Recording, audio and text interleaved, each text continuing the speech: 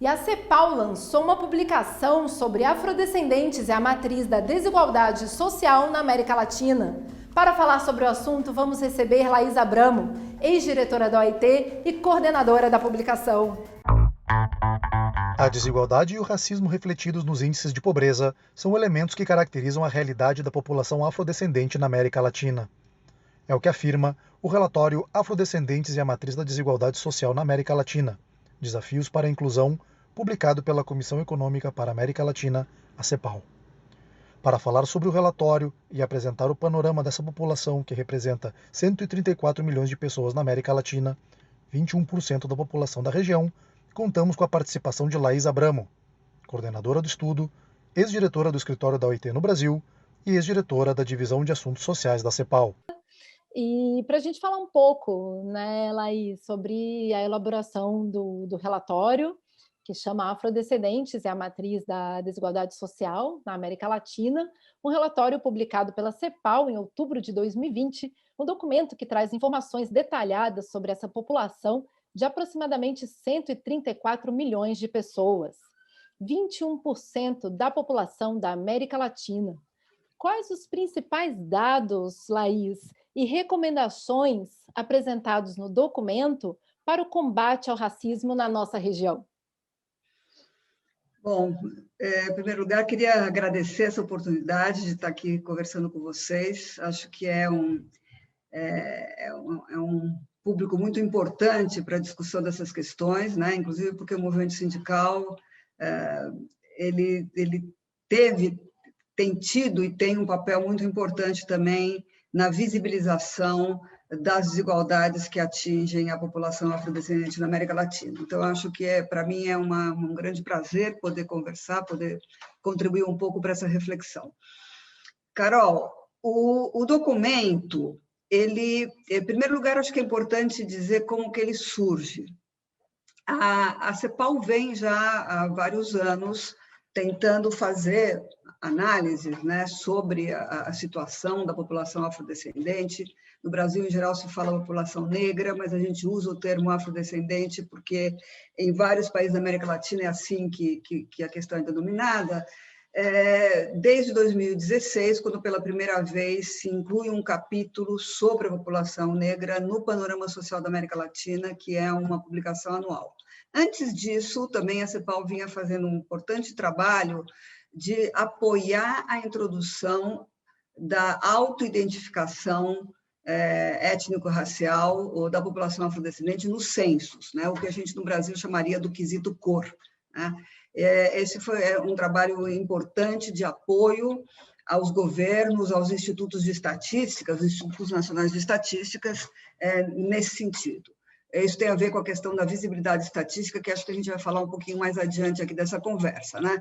Mas esse documento especificamente, ele foi uma solicitação feita pela vice-presidenta da Costa Rica, Epsi Campbell, que é uma mulher negra, uma grande ativista, uma história, né, de ativismo no movimento das mulheres feminista e antirracista, e que é a primeira vice-presidenta negra da América Latina. Estamos falando aqui da América Latina, não do Caribe, né? Então, ela solicitou à CEPAL que elaborasse uma versão atualizada da situação, do panorama da população negra na América Latina. Então, essa é a origem desse documento.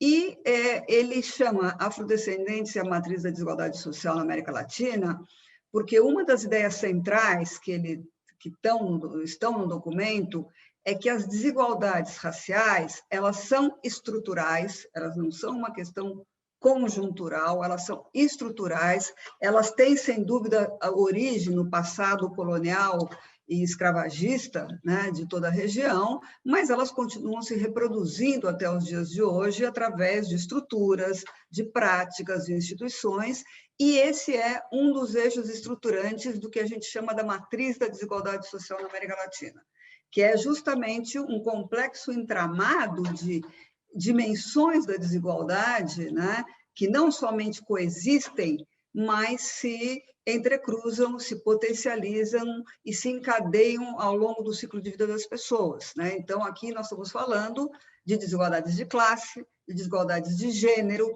de desigualdades étnicas e raciais, e aqui nos referimos principalmente à população negra e à população indígena na América Latina, desigualdades territoriais, desigualdades de idade, aquelas que afetam também a população LGBT, as desigualdades por razão de orientação sexual e identidade de gênero, pela situação de deficiência das pessoas ou a situação migratória. Então, todo esse que a gente está chamando desse complexo entramado de desigualdades, né? Nesse complexo entramado, as desigualdades raciais são centrais, né? E, então, essa é um pouco assim, digamos, o marco da análise. E aí vem a primeira questão que você coloca, que é a magnitude da população negra, né? Nós estamos, como você bem mencionou, nós estamos falando de pelo menos 134 milhões de pessoas, que correspondem a 21% da população, ou seja, de cada 5 pessoas, 5 latino-americanos ou latino-americanas é afrodescendente, né? Então, isso mostra, claro que isso está distribuído de forma desigual, né? A gente sabe que só o Brasil responde por mais de 100 milhões dessas pessoas, mas existe população negra em todos os países da região, né?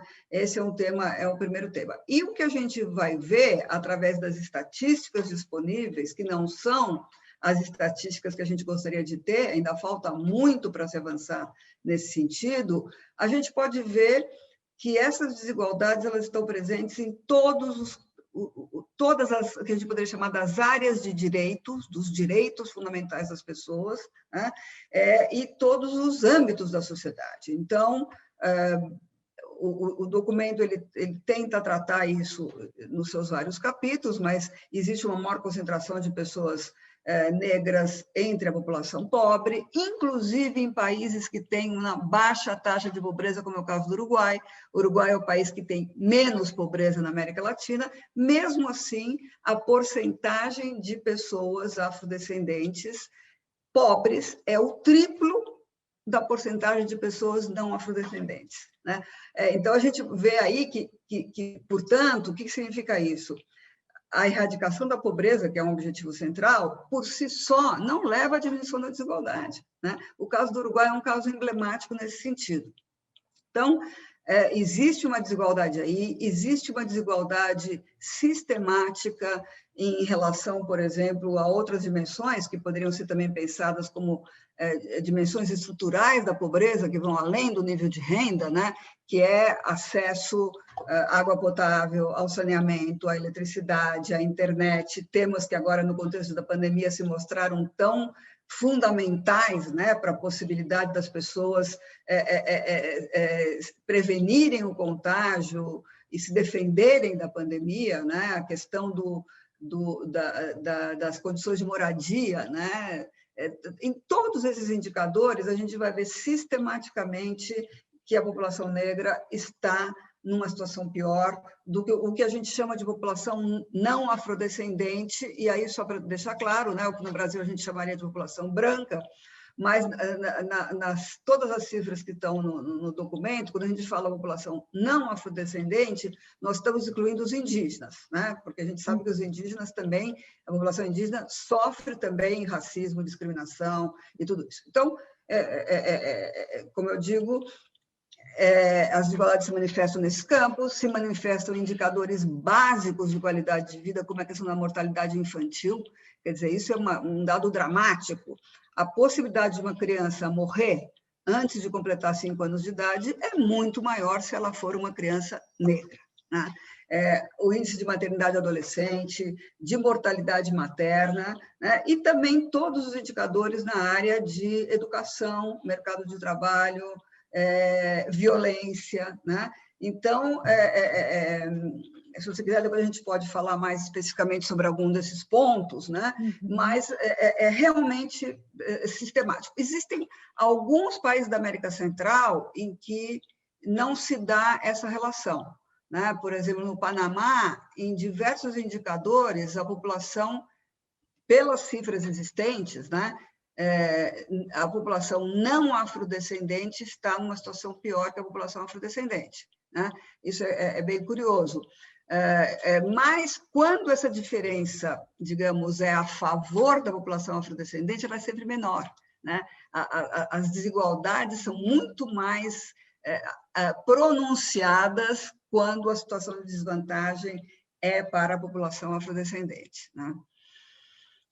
Então, e aí você me perguntou de quais são as recomendações. Elas são várias, a gente pode ir falando também no decorrer da conversa, mas tem uma primeira ideia que eu acho que é chave, que é realmente a necessidade de incorporar esse olhar sobre a desigualdade racial, sobre o racismo, que é, no fundo, o que produz a desigualdade racial, né?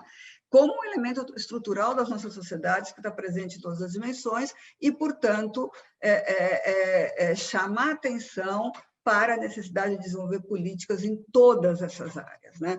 E aí também outra coisa muito importante é que, quando a gente fala que a matriz da desigualdade social, essas desigualdades se entrecruzam, evidentemente, no interior da população negra, existem certos setores que são mais prejudicados, porque sofrem dupla ou triplamente os efeitos dessas discriminações. Por exemplo, as mulheres negras, né? As mulheres negras, que a gente está na semana do 8 de março, né? As mulheres negras, elas sofrem simultaneamente as desigualdades de gênero e de raça. E, em muitos casos, como é o caso, por exemplo, das trabalhadoras domésticas, também as desigualdades de classe, né? Esse é um caso típico, as mulheres negras, a juventude negra, né? E aí, no caso, por exemplo, dos jovens negros do sexo masculino, que são as principais vítimas da violência na América Latina, as crianças negras que vivem nas zonas rurais. Então, também a gente não consegue fazer tudo o que a gente quer, porque faltam dados, né, que possibilitem esses cruzamentos adequadamente, mas a gente tenta mostrar essa diversidade. Portanto, uma das recomendações centrais é que são necessárias políticas de caráter universal, né, no momento em que se discute, inclusive, né, todas as propostas de privatização da saúde, da previdência social,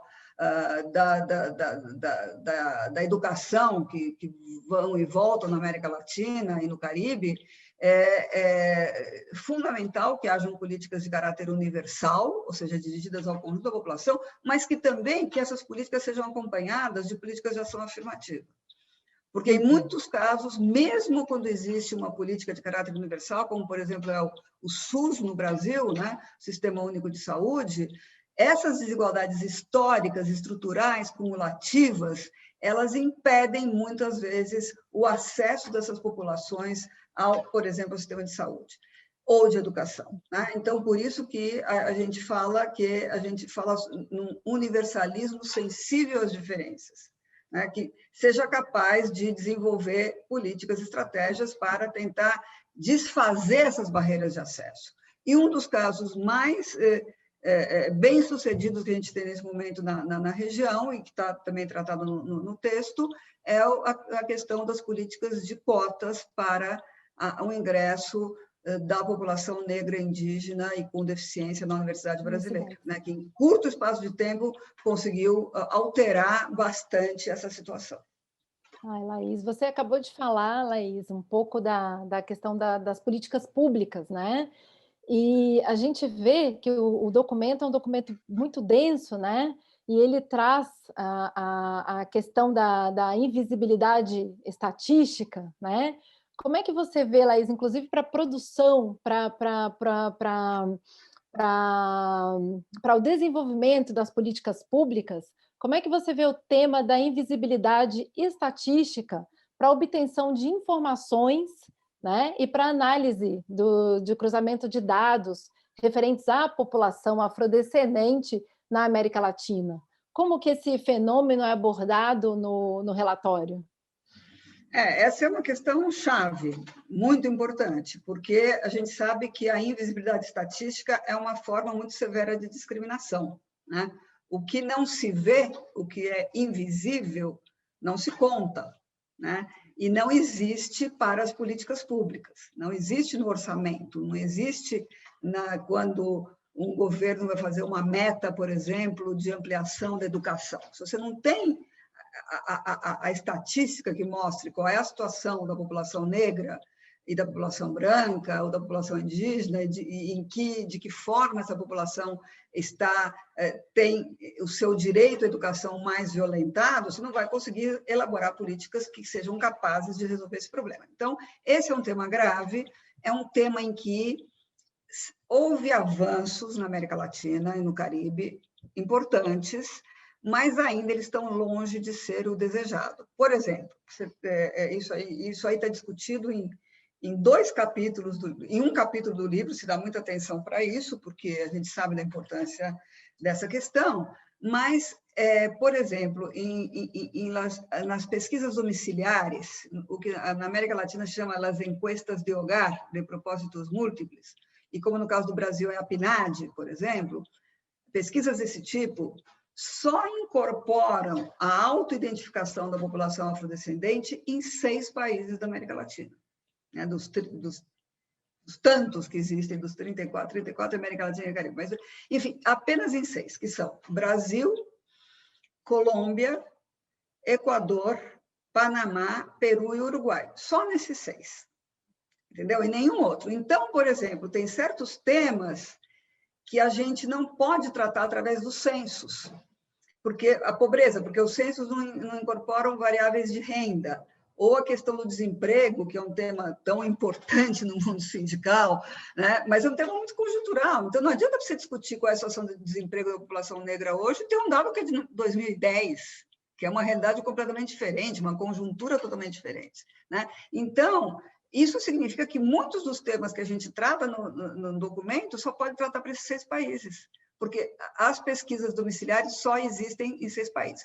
Em relação ao censo, se avançou muito mais, mas também, aí você pode ver que, por exemplo, até 1980, apenas 2 países, Brasil e Cuba, tinham a autoidentificação da população afrodescendente nos seus censos. Brasil e Cuba têm isso desde o final do século XIX, né? Isso é importante. Em 1990, a Colômbia entra, mas apenas em 2010, na última rodada de censos, sem considerar essa atual, de 2020, em muitos casos os censos foram adiados, inclusive por causa da pandemia, mas apenas em 2010 um número importante de países passou a incorporar 11 países e agora são 18. Né? Então, é um avanço lento, mas é um avanço importante, mas ainda é lento. Né?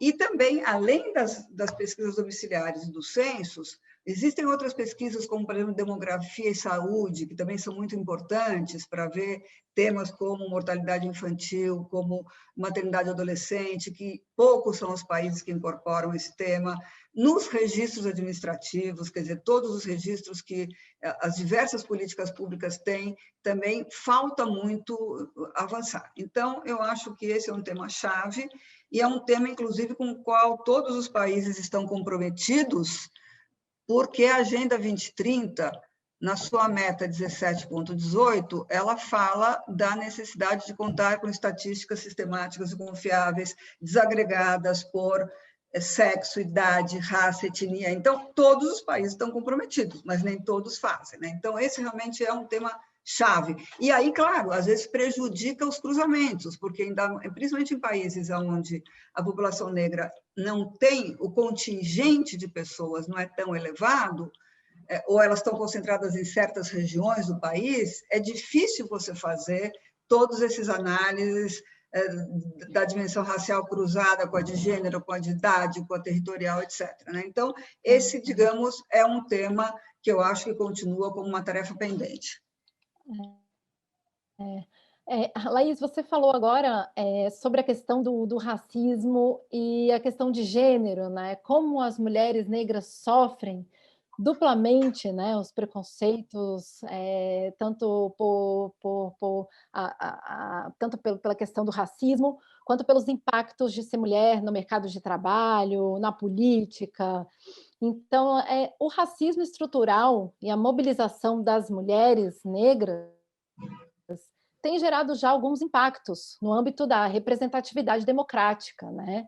mesmo em contextos extremamente adversos, como no caso do Brasil. Como que você vê o nascimento dessas lideranças brasileiras, como a Marielle Franco, como a Carol D'Artora, que foi a primeira vereadora eleita negra em Curitiba, né? A Karen Santos, a Laura Cito, que são vereadoras em Porto Alegre. Como que você vê o nascimento dessas lideranças femininas políticas brasileiras? É importantíssimo, um fenômeno realmente muito importante. Eu acho que se a gente pensa nos últimos 20, 30 anos, bom, desde a Conferência de Durban, né, que é 2001, que é um marco muito importante na luta, na denúncia do racismo e na estruturação a partir daí de políticas públicas e mecanismos governamentais de promoção da igualdade racial, de combate ao racismo, até no avanço legislativo em relação ao tema, como, por exemplo, o Estatuto da Igualdade Racial no Brasil, ou a Lei de Cotas no Brasil. Sem dúvida, o papel do movimento negro é fundamental, né?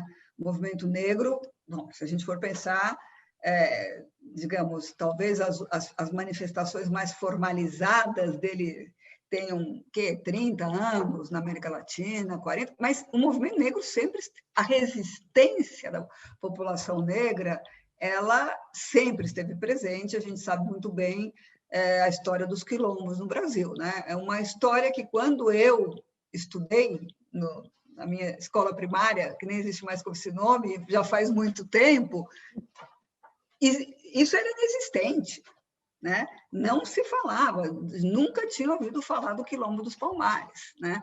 Então, mas a gente sabe que a resistência à escravidão, ela vem junto com a própria opressão, né?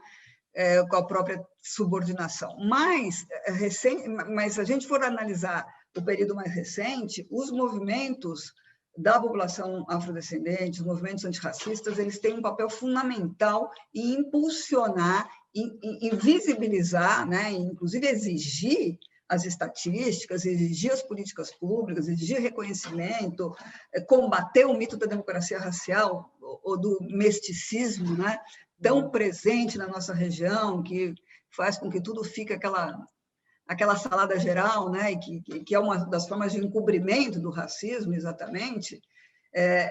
Ele é fundamental. Sem isso, não teriam havido os avanços que a gente tem hoje.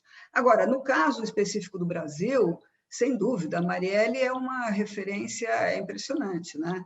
Quando se fala que a Marielle virou semente, é uma metáfora muito, muito bonita, muito, muito profunda, mas também é uma expressão da realidade. Quer dizer, se a gente for analisar o que aconteceu nas últimas eleições municipais do Brasil, a quantidade de candidaturas, né, de candidatas mulheres negras, indígenas também, e de mulheres eleitas, né, como se diz, pela primeira vez, rompendo barreiras históricas, é muito grande. Eu acho que, se a gente observa o que acontece no Brasil, apesar da conjuntura tão difícil que o país vive, com retrocessos tão grandes nas políticas de direitos humanos, nas políticas de gênero, de igualdade racial, que são retrocessos gravíssimos, né, que vêm se sucedendo desde 2016 no país, por razões políticas. Ao mesmo tempo, eu diria, na minha impressão, que nunca houve uma vocalização tão grande da questão da luta contra o racismo. Você tem muitas lideranças populares no campo, na cidade, na classe média também, né, que estão cada vez mais visibilizando e discutindo os diversos aspectos desse tema. Eu acho que também, por um lado, isso por lado também é um dos efeitos das políticas de ação afirmativa.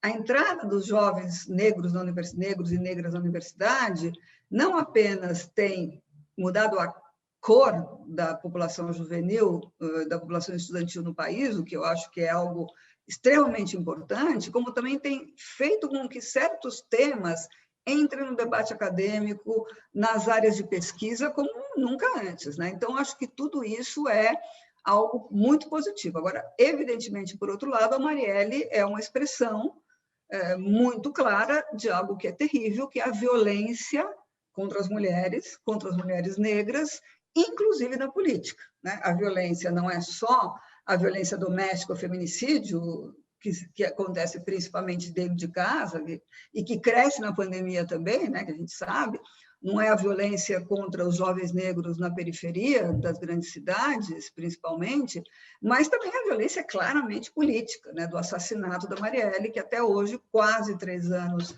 vai completar 3 anos, né, agora, não é um crime que não foi esclarecido, né? Então, eu acho que a gente tem que ver esses dois lados da história. Claro. E com relação ao mundo do trabalho, Laís, quais as medidas que seriam prioritárias para reduzir essa desigualdade social, considerando os recortes de gênero e raça? Quais seriam os papéis, né, dos governos, dos parlamentos e dos organismos internacionais também, né, para a implementação, né, da retomada, intensificação da agenda do trabalho decente nos países da nossa região? Essa é uma pergunta complexa, difícil, principalmente se a gente pensa no momento atual da pandemia, né? Os países da América Latina estão em um momento muito grave, né? Bom, no caso do Brasil, uma gravidade exacerbada, que é essa tragédia que a gente está vivendo no país, por toda a forma como foi conduzido o combate à pandemia no país até agora, e aonde a pobreza aumenta. A CEPAL acabou de lançar, a semana passada, o Panorama Social 2020, onde mostra também esses efeitos da pandemia: aumenta a pobreza, aumenta a desigualdade, aumenta o desemprego, a precarização do trabalho. E aí, um dos fatores, a gente não pode, inclusive a taxa de desemprego por si só, ela não é suficiente, né, para medir o que está acontecendo agora, porque nesse contexto de pandemia tem uma porcentagem muito grande da força dos trabalhadores que saem do mercado de trabalho, saem, entendeu? Então, por que saem? Porque uma parte, as mulheres, e aí as mulheres negras, numa porcentagem maior ainda, elas têm que aumenta muito o trabalho de cuidado, porque as crianças não estão na escola, né? Não estão nas creches, não estão na escola, no jardim infantil. Então, o trabalho de cuidado dentro da casa aumenta muito, e as mulheres muitas vezes têm que fazer o teletrabalho, o trabalho de cuidar dos filhos, de cuidar da casa, de higienizar, de cuidar dos doentes, e não há uma melhoria dessa distribuição, né, do trabalho doméstico. Aumenta a violência, inclusive. E em todas as pesquisas que conseguem introduzir o quesito raça-cor, ou seja, conseguem ter um olhar para a situação das mulheres negras ou das mulheres indígenas, isso acontece com maior força ou maior intensidade no caso das mulheres negras. As trabalhadoras domésticas, por exemplo, é um dos setores que é muito racializado, né? Na maior parte dos países da América Latina, as trabalhadoras domésticas tem uma grande porcentagem que é negra ou indígena, e esse foi um dos setores mais atingidos pela pandemia. Então, eu acho que aí, evidentemente, são necessárias políticas de investimento, né, para retomar a criação do emprego. Esse é um tema muito importante e difícil no contexto da pandemia. São necessárias políticas de crédito para as pequenas empresas, porque também houve uma destruição muito grande das empresas, das pequenas empresas nesse contexto. Políticas como o salário mínimo, elas têm um salário mínimo que é valorizado, né, como ocorreu no Brasil durante todo o período do governo Lula e Dilma, onde houve uma política negociada com as centrais sindicais, inclusive, de valorização do salário mínimo, de aumento real do salário mínimo. Essa foi uma das políticas que teve mais efeitos na redução das desigualdades raciais no Brasil, no mercado de trabalho. Por quê? Porque a população negra está concentrada na base da pirâmide salarial. Se você aumenta o salário mínimo, você reduz a desigualdade, né? Então, essa é uma política que eu acho que as centrais sindicais têm, central nesse momento, né? Tentar voltar a essa discussão, O fortalecimento das negociações coletivas também, porque as negociações coletivas também são instrumentos onde você pode promover a igualdade de gênero, a igualdade racial, né? Então, enfim, eu acho, bom, aí no caso da conjuntura da pandemia, fundamental as políticas de garantia de renda, né? Eu acho que isso também é uma das recomendações que sai da análise da CEPAL agora, é fundamental manter políticas de transferência de renda, de garantia de renda, enquanto durar a pandemia, enquanto houver essa situação tão dramática do mercado de trabalho, né? Inclusive porque, para conter a pandemia, as medidas de isolamento social são fundamentais, né? Eu acho que, bom, a CSA, o Movimento Sindical das Américas, e a CSA em particular, ela tem uma história muito importante em relação, por exemplo, à luta pela igualdade de gênero, né? Tem uma comissão da mulher trabalhadora, tem congresso. Aliás, foi justamente quando eu estava na OIT que nós fizemos um estudo sobre a negociação coletiva e equidade de gênero na América Latina, junto com a CSA. Né? A Amanda Villatoro, ela foi uma parceira fundamental nesse estudo, porque também aí, nesse caso, era um momento em que o tema de gênero estava muito pouco visibilizado nas negociações coletivas. Então, foi difícil fazer o estudo, porque também não havia dados aí, nesse caso, sobre a dimensão de gênero. Né? A invisibilização estatística, né? Exatamente.